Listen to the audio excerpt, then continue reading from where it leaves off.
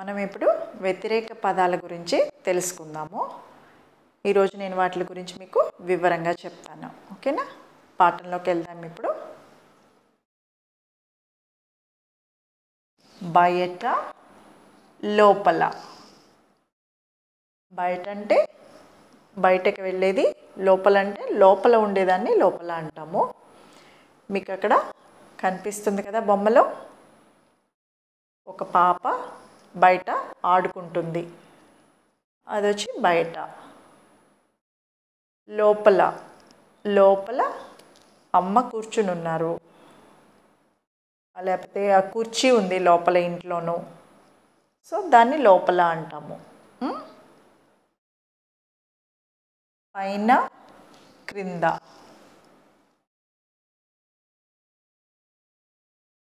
ఆ బొమ్మలో మీకు ఏం కనిపిస్తుంది? పైన ఏం కనిపిస్తుంది? పైన వచ్చి కొబ్బరి చెట్లు ఉన్నాయి, కొబ్బరికాయలు కనిపిస్తున్నాయి. కింద ఏం కనిపిస్తుంది?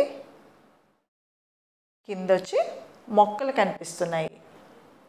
సో పైన కొబ్బరి చెట్లు కనిపిస్తున్నాయి, కింద వచ్చి చిన్న చిన్న మొక్కలు కనిపిస్తున్నాయి.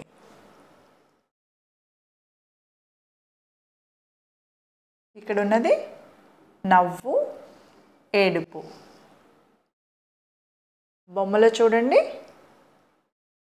ఒక పాపాయి నవ్వుతూ ఉంది, అదే పాపాయి మళ్ళీ ఏడుస్తుంది ఇంకొక దాంట్లో. సో నవ్వు ఎట్లా ఉంటుంది, ఏడుపు ఎట్లా ఉంటుంది అనేది మీకు తెలుస్తుంది కదా.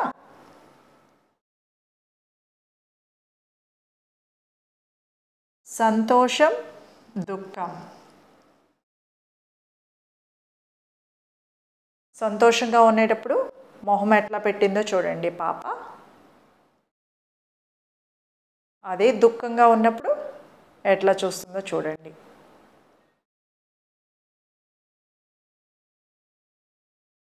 తెలుపు, నలుపు. తెలుపులో మీకు కలర్ ఉంటుంది కదా, ఆ కలర్ని చూపిస్తున్నారు అక్కడ చూడండి. అట్లాగే నలుపు కూడా అది ఒక రంగు కాబట్టి ఆ నలుపు బొమ్మను చూపిస్తున్నారు. తర్వాత పెద్ద, చిన్న. పెద్ద, చిన్న అంటే మన ఇంట్లో పెద్దవాళ్ళు ఎవరు?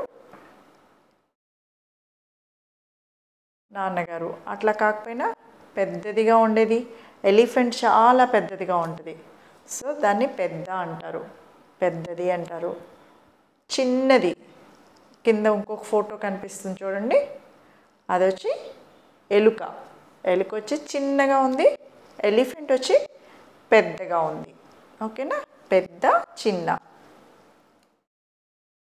ఇప్పుడు తర్వాత పగలు, రాత్రి. పగలంటే ఎట్లా ఉంది? ఆ బొమ్మలో చూపించిన విధంగా ఉంది కదా. అట్లాగే ఇంకొక బొమ్మలో చూపిస్తున్నారు చూడండి, రాత్రి. రాత్రి అంటే చిమ్మ చీకటిగా ఉంది కదా, దాన్ని రాత్రి అంటాము. పొడవు, పొట్టి. ఇంకొక బొమ్మలో కనిపిస్తుంది, పొడవుగా జిరాఫీ కనిపిస్తుంది మీకు చూడండి, బాగా పొడవుగా కనిపిస్తుంది కదా. జిరాఫీ కంటే కొంచెం పొట్టిగా ఉన్న ఇంకొక యానిమల్ కనిపిస్తుంది. ఈ యానిమల్ వచ్చి ఏమంటారు? జిరాఫీ కంటే కోతి పొట్టిగానే ఉంటుంది కదా. కోతి వచ్చి పొట్టిగా ఉంది, జిరాఫీ పొడవుగా ఉంది, కోతి పొట్టిగా ఉంది. దాని తర్వాత దూరము, దగ్గర. దూరము, దగ్గర. ఆ బొమ్మలో ఉన్నట్టు చూడండి,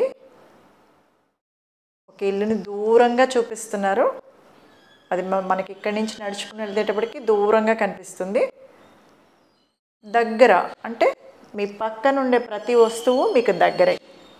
ఇప్పుడు పక్కన ఒక పెన్ పెట్టామనుకోండి, ఇక్కడ పెన్ ఉంది కదా, ఇది దగ్గరగా ఉంది. కొంచెం దూరంగా ఉండేదాన్ని దూరం అంటాము.